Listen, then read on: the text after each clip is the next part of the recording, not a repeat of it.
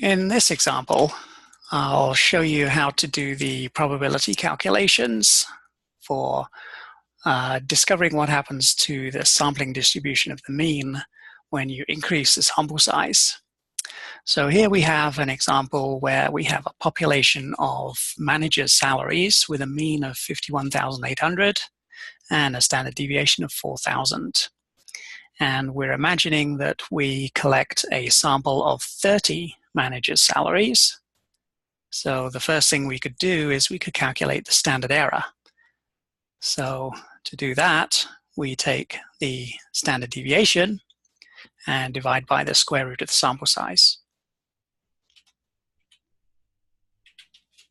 Next, we're going to imagine what the probability of getting a sample mean in between the population mean plus or minus 500. Okay, so in other words, in between 51,300 and 52,300. So to do that, we're going to calculate the associated probabilities. So just like we did previously, we'll calculate the standardized value of 51,300. But this time, instead of dividing by the standard deviation, we'll divide by the standard error, because now we're thinking about the sampling distribution of the mean rather than the data itself. So we do 51,800 minus 51,300, and then divide that by the standard error, 730.3. And we get a standardized Z value of minus 0.68. The area to the left of minus 0.68 for a standard normal random variable is given by this formula. And we went through that last time. And it comes to 0.2468. We can do the same kind of thing, run through the same calculations for 52,300. So the population mean plus 500. Should come as no surprise that the standardized Z value corresponding to plus 500 above the mean is the positive of the Z value that was 500 below the mean. So plus 0.68 in this case.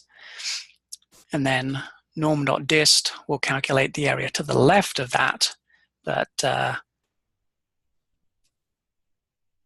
what we want is to find the probability in between those two Z values. So to do that, if we do 0.7532 minus 0.2468, then we get probability of being in between of 0.5064.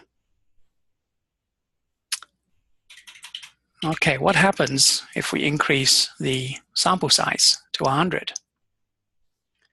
So this time, the standard error, same formula, okay, divide the standard deviation by the square root of the sample size. And because the sample size has gone up from 30 to 100, the standard error will go down. So it's only 400 now. We use the same plus or minus 500 from the population mean for our interval. But because the standard error is smaller, that means that the standardized values corresponding to those two X values will be larger. Because remember, the formula for the standardized value divides by the standard error. And if you're dividing by a smaller number, you're going to end up with a larger number. So now our interval goes from minus 1.25 to plus 1.25. And when we calculate the probabilities, again using the norm.dist function, we get 0.1056 to the left of minus 1.25, 0.8944 to the left of plus 1.25. So in between will be 0.8944 minus 0.1056, which comes to 0.7887. And so what's going on here is when the sample size is increasing, the sampling distribution is narrowing, okay, because the standard error is smaller.